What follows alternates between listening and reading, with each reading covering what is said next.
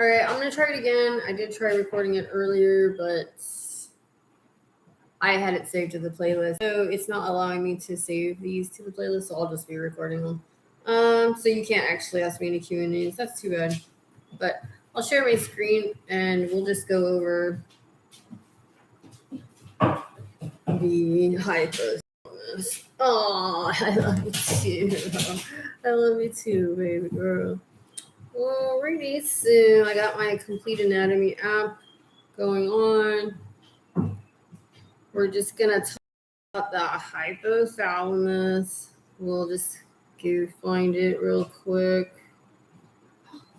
It's usually like all right, well, here's the cerebellum, and that's where your eyes goes to process memories and vision. Vision, actually, not memories. And then, so they go through this little axis right here. Right about that axis is right about where the pituitary gland is supposed to be living. I'm not sure why it's not showing, but time with it. Let's just go ahead.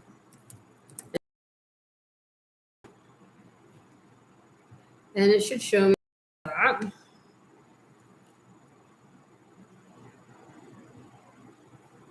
Okay, it's off the brainstem, it looks like. Oh, let's see. Where's it at? Come on. And that's it. No, that's a memory. And yeah, I'm not really seeing it. Let's show hidden.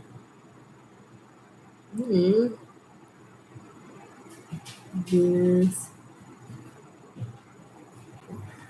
Alright, I'm not really seeing it. But anyways, the pituitary gland, you can see that in hypothalamus, acromegaly, as well as hyperthyroid,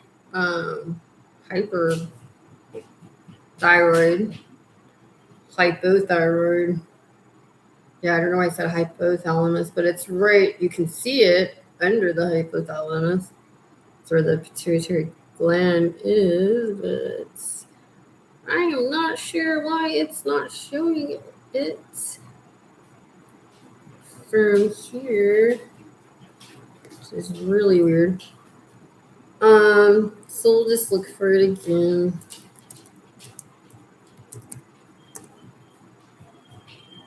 Okay, hypophyseal. Okay, it is between the eyes. Right there.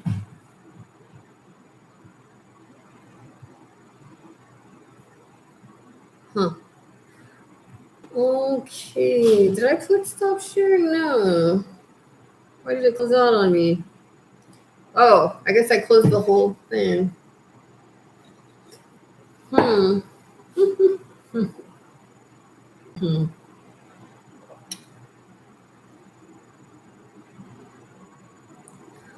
Alright, let's just start all over. It's a really good way to review the systems. The body. We'll just go from the top. We'll remove this. And then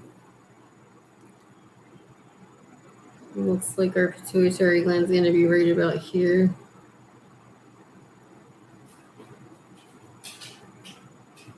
Let's nervous system.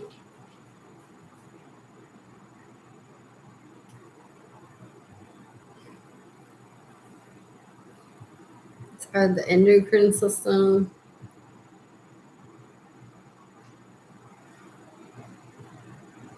Let's hide this meninge. And that one. We'll hide the frontal lobe.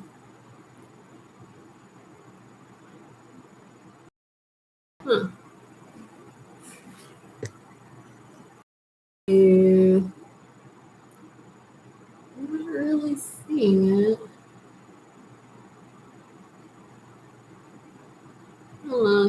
There it is. That's the pituitary gland. And you can follow it. It's right underneath your vision where they optic chiasm, where they cross. This vision goes to that side of the cerebellum. This vision goes to the other side of the cerebellum. So the left eye to the right back. And this is the cerebellum right there. Oh, actually, that's not the cerebellum. That's the pons. But this is going to the cerebellum through all this in the back, right here. We're in the back of the head. And then we remove that. And the cerebres, these are for the cerebral spinal fluid, the venous, the sinuses, they call them, that goes around. That's why a craniosacral massage is really good. It helps with that cerebral spinal fluid. I'll just remove that. So the cerebellum, yeah, so this right here. That's where you'll get your vision. Okay, and then we'll just go to under the optic chiasm. Sometimes you can get or migraines might be endocrine related. An enlarged one can lead to acromegaly. This pituitary gland has all the hormones that supply your corticotropin releasing hormone for your reproductive, your growth hormone for growing all cells of your body, especially in puberty. Acromegaly, it's dysfunctional because usually it's a tumor is causing dysfunction there. You also have like your prolactin releasing stuff, the follicle stimulating hormone. The posterior one has the oxytocin and the ADH, which is antidiuretic hormone. So it will retain water so that you have a higher blood pressure for your heart rate. Well, it's really good that to keep track of your pituitary gland. There's other hormones too that it releases. I'm not really remembering them right off the bat, but it's a whole neighborhood of things, and they're in that little tiny pituitary gland. Above it is a hypothalamus, the area under the thalamus. This is the whole thalamus right there. The sinuses, this is your cerebellum. Cerebellum. You can see it actually gave the name of it. Cerebri, another one was a cerebellum, right between here. Cerebelli. Continues right there. Sinuses. You also have other sinuses too for delivering cerebral spinal fluid, cleaning out blood, the blood-brain barrier, delivering the oligodendrocytes type of macrophages to protect the brain from pathogens. Here we have our thyroid gland. Behind it is a parathyroid. Parathyroid is, let me see if I can push on one. They're little tiny.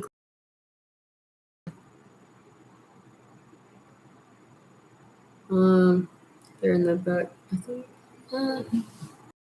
I'm not really. So anyways, there's the thyroid. A lot of people can regulate their metabolic rate if they have a good functioning thyroid from thyroid stimulating hormone regulated by your thyroid releasing stimulating hormone from your pituitary gland.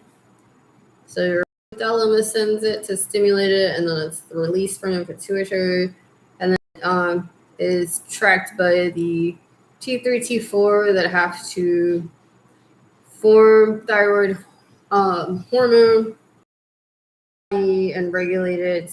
It's supposed to be a whole cycle. Have too much thyroid stimulating hormone. And it's not just like two easy ones to remember. It's like they break it off into like 8 different types of thyroid mappings for different diseases. Hypothyroidism, you can have thinning hair, slow metabolic rate, easy weight gain, a lot of corticotropin releasing hormone that controls cortisol in your body, which is stress. So a lot of people get cortisol effect from this pituitary gland. It's in the pituitary gland and it drops out to the rest of your body to supply these adrenal glands. And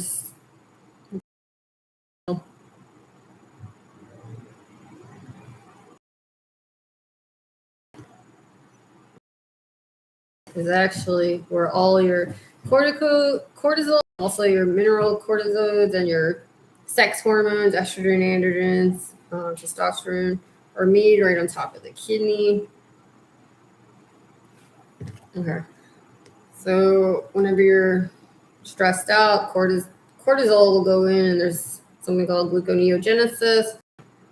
High cortisol levels makes you take more fat from your body to burn it, but then it's so stressed it takes fat from your diet, and you have extra fat even though you worked out more and burned more calories. It doesn't let you relieve yourself of those fat stores of calories to lose weight. You just end up gaining more weight because it thinks you're just gonna need it. So that's like the cortisol. That's the cortisol effect of working out too intensely when you're stressed. So you always want to make sure you're working out in a peaceful state, something where you're breathing properly. Sweat's okay for a little bit, but you don't want to overdo it. Hydration is good. If you're drinking too much water, you're probably doing too much for your body. But drinking a lot of water is good. But if you're drinking a lot of water and you're not having the urge to pee, your body's storing it and you probably are stressed out, because when you're relaxed, your bladder will be full and send signals, and it will say, hey, I want to release the bladder. Can you pee? And your body's like, oh, I'm stressed out, I'm busy, I'm not listening to you. And that's the autonomic nervous system response. So once you stop working out after an hour or two, then you have to pee it, and then you just can't hold it, and then you probably have to because your stretch fibers in your flexible bladder are then overworked, and then they just want to pee a lot. All those little lines, those little indentations are for allowing the bladder to stretch. That's a parasympathetic state, is to want to contract to pee, but you can't contract it in the stress state because your urinary sphincter doesn't want to open voluntarily. It says, nope, we're doing other things, not getting much blood supply to the gastrointestinal or your genital systems. And massage can help you enter the autonomic nervous system state, which you will have most functions of the restful state of healing, which is bronchoconstriction, and then lowered heart rate, and more blood supply to your hair follicles, your erector-peeling muscles holding the hair up, as well as your smooth muscles, your gastrointestinal tract, your urinary genital tract. After a great massage and relaxation and sleep, if you were hydrated and you detox, and then you want to relieve yourself of all those toxins in your bladder, or you can hold on to it and then relieve yourself of it later. But that's the idea, is that you're just generating a healing response in your body, both mentally, cortex, amygdala, great response. Amygdala is where your memories are stored. Aromatherapy can help with that. The whole spinothalamic sensory to go into the special sensory of your smell. The bone has those little ethmoid. Those are the sinuses. The ethmoid, it would be in the other right in ethmoid bones. Okay, so we got rid of it. So we got rid of that front. Okay, so there's I believe these are them right there. That's them. It just looks different. So those ones are sending the smell, so the smell can go with your cranial nerve 1 to your amygdala right here. All your seat of emotions, your house of emotions, all your rage, fear, panic, love, right here, this little guy. Sides. Really is. I think it's both sides, yeah. No, I think it's only one. Oh, it's all two. It's two sides. And so let's see if we can see the cranial nerve 1. Cranial nerve 1 will be right by the midbrain, which will be above the pons.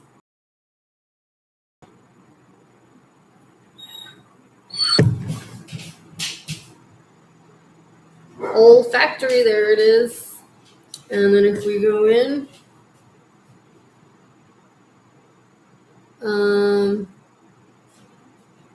maybe it's this one. Olfactory tract. Yeah, that's gonna. No, I don't. Oops, it's not. That's your S1. We can just hide this, or we can just follow it. And you can see how it tracks in to smell. These are your ethmoid bones. The little cavities in your bone for smell. Yeah, kind of like the sinuses. In your maxillary, and let's hide it. Oh yeah. So you gotta have good dental health as well as all the other lifestyle wellness going on, because if you don't, these are so close to your any disease in there, because they do carry strep in those cavities. It can carry it off. Strep is a bacteria that likes certain types of tissue, and it's been known to travel down into the arteries, your heart, and it loves the tricuspid, bicuspid valves of the like the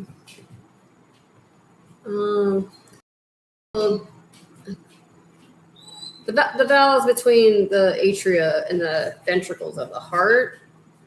So it will eat those away, and then you'll start getting backed up fluid in your heart, which will sound odd when you get a stethoscope put on your heart.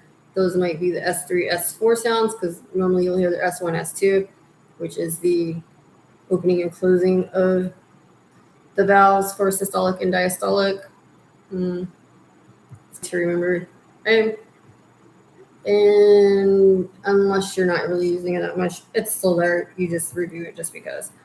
And then, so don't work out too hard. You do want to be on a lifestyle wellness plan. So you do want to exercise 20 to 30 minutes a day. Don't exercise too intensely, because you can get into the cortisol effect. Unless you're young and you have a great metabolism and nothing's wrong with you, then go ahead. But be hydrated. Practice good nutrition. Whenever you have a well-balanced meal, you're going to get all your vitamins, the D, E, A, K, which are for fat-soluble vitamins. Don't eat too much of that, but you'll get sick if you do. And then you also have to consume the water-soluble vitamins. You need fat to consume fat-soluble. You can't just eat the fat. You can't just take the fat-soluble vitamins and expect them to work. It's better to always get it from your diet instead of relying on supplements. And then you have to sleep well rested, rapid eye movement, 4 cycles, or just feel energized when you wake up. And then have good dental hygiene, get like your teeth clean to clean up that excess strep bacteria or any other types of infection that can get to the root canal and into the the gum lines of your jaw and cause bacteria to enter your bloodstream, or just diseases happen from your poor dental hygiene. If you don't maintain it, you want to brush your teeth at least once a day and floss, regularly. Make sure you're doing it the right way, though, because you can actually floss bacteria into your gum line. Now, when you get a massage with aging, those adrenal glands and the pituitary glands, whenever you go into menopause, women, perimenopause, menopause, your bones don't have enough, are dwindling in estrogen, because you get those from your ovaries and ovulation from your pituitary gland. And then it works with the adrenal glands at the top. We just remember that. There's a mnemonic for the adrenal glands. It's like, okay. There are the glucocorticosteroids, the mineralocorticosteroids, sex steroids. The medulla is for the adrenaline. I mean, the center is adrenaline. Now there's 3 layers on top of the center, and the top to the middle to the bottom, and then to the medulla. Those layers are for your steroids in your body. So the glucocorticosteroids, cortisol, mineralocorticosteroids, that's for the electrolytes that you need in your body, maintaining like ADHD. I'm not sure exactly how that one works, but the sex steroids are the 3rd layer, and those are estrogens, androgens, and testosterone. And you need those for good bone health. When you stop making enough of that, your bones stop doing osteoblastic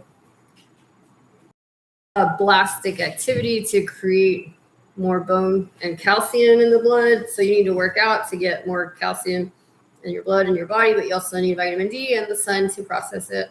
Now, if you get a massage and you have osteopenia or osteoporosis, there's a chance you're going to have thin muscles, and then also that you're going to have thin bones for sure, because that's what it is. And you will not be able to feel some pressures as well, because your bones, if you want more pressure than your body can handle, and some people don't know it, they've got other things going on in the cortex blocking pain signals and nociceptors in your body, proprioceptors, nociceptors. So they're getting blocked, nerves are getting crossed. So they could get a stress fracture if they get too deeply massaged. They can also get their ribs broken if they get too deeply massaged. So pay attention to the age of the people you massage and their pressure tolerances. Some people have metabolic disorders like diabetes, where they don't get good sensation from their nerves.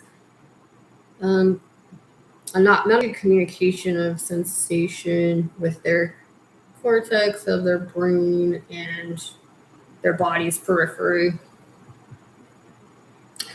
And let's see. Okay, so wellness, get your massages regulate, exercise, hydrate, vitamin D, fiber, so you can clean up excess cholesterol, and then prevent atherosclerosis of your arteries.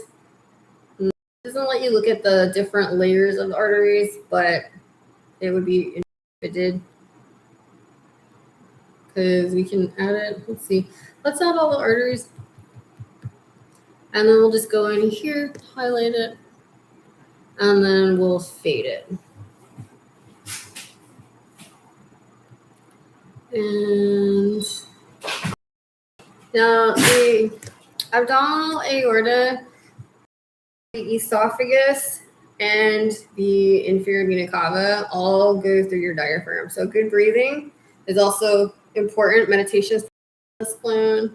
So you have to be on something that can get you to breathe properly, because we'll add that connective tissue.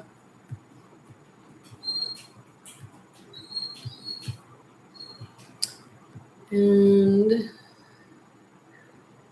we'll add the veins, and then we'll add the digestive. The diaphragm is a muscle. It's powered by your phrenic nerve, most of it, but they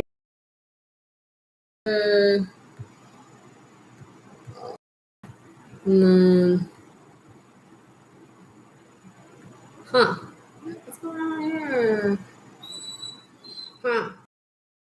Hide it. Okay.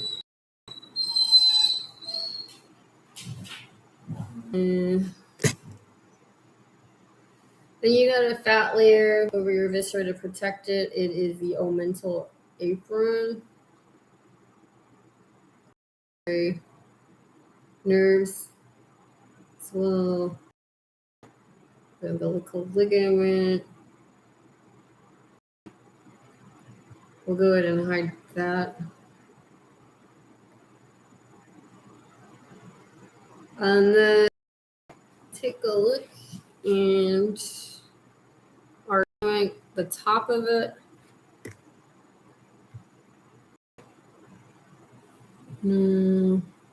Let's go to the back.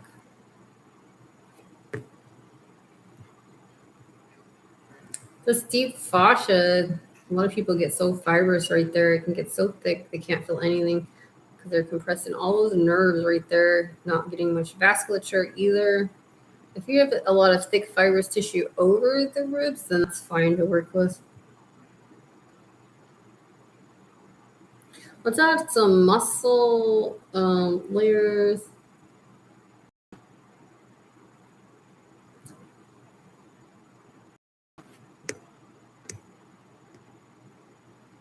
Trying to look. The esophagus is at the top of it right there. So let's hide the liver. We'll just hide the liver. So there's our inferior vena cava. Here's the esophagus. Oh, it's the diaphragmatic fascia. We'll have to go up higher. Let's hide this bone right here, the sternum. We'll hide this diaphragmatic fascia. I've seen if it shows the opening to. Okay, well, here's the diaphragmatic fascia. There's the aorta. Wow, they make it look like it's got so much space between it. This would be, hold on. Let's fade that. So inferior vena cava. Here's your abdominal aorta. What is it? This is it.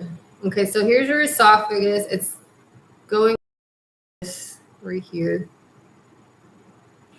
All of this goes through the center of the diaphragm. Breathing helps to decompress, so you don't end up compressing your esophagus, aorta, and your inferior vena cava, so you can prevent a heartburning feeling and also hiatal hernia as well. So deep breathing is really good for that, opening up the ribs, getting a good healthy amount of air to supply your body with what it needs, and nervous system to rest and digest.